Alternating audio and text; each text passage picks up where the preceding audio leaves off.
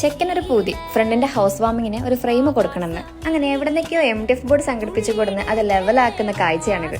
പിന്നെ കൈ നനയാതെ മീൻ പിടിക്കാൻ പറ്റത്തില്ലല്ലോ, സോ ബേസ് കോട്ടിങ്ങും മൂപ്പരെ കൊണ്ട് തന്നെ ചെയ്യിപ്പിച്ചു. Now it's my turn.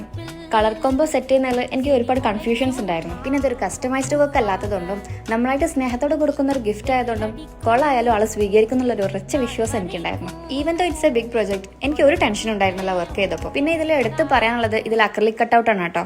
ഇവിടെ ഷോപ്പിൽ 1800 റുപ്പീസ് പറഞ്ഞ സാധനം പകുതിയിലും കുറഞ്ഞ വിലക്കാണ് കേട്ടോ ഈ ഒരു പേജ് എനിക്ക് കസ്റ്റമൈസ് ചെയ്തുന്നത്. അങ്ങനെ അൽഹംദുലില്ലാഹ് നമ്മുടെ പ്രൊഡക്റ്റ് റെഡിയായി. ഇതിനി നമ്മൾ ബാംഗ്ലൂരിൽ നിന്ന് കേരളത്തിലോട്ട് എത്തിക്കാൻ പോവാണ് കേട്ടോ. സാധനവും വണ്ടിയിലേക്ക് സേഫ് ആയിട്ട് എത്തിക്കുന്ന ഒരു പ്യൂർ ഫ്രണ്ടിനെയാണ് നമ്മളിവിടെ കാണുന്നത്. സാധനം സേഫ് ആയിട്ടൊരു സൈഡിൽ വെച്ചു. ഒരു മോർണിംഗ് 7 o'clock ആയപ്പോൾ നമ്മൾ കേരളത്തിൽ ലാൻഡ് ചെയ്തു. അങ്ങനെ ഫ്രണ്ടിന്റെ വീട്ടിൽ പോയി. ഹൗസ് വാമിങ് നമുക്ക് മിസ്സായെങ്കിലും ഈ ഒരു മൊമെന്റ് നമുക്ക് ക്യാപ്ചർ ചെയ്യാൻ കഴിഞ്ഞു കേട്ടോ.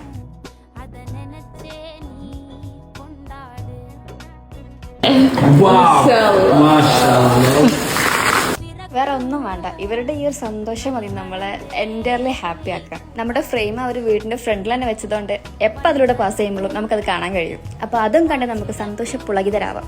അത്രേ ഉള്ളൂ ഇതിന്റെ സ്റ്റോറി. Okay, by.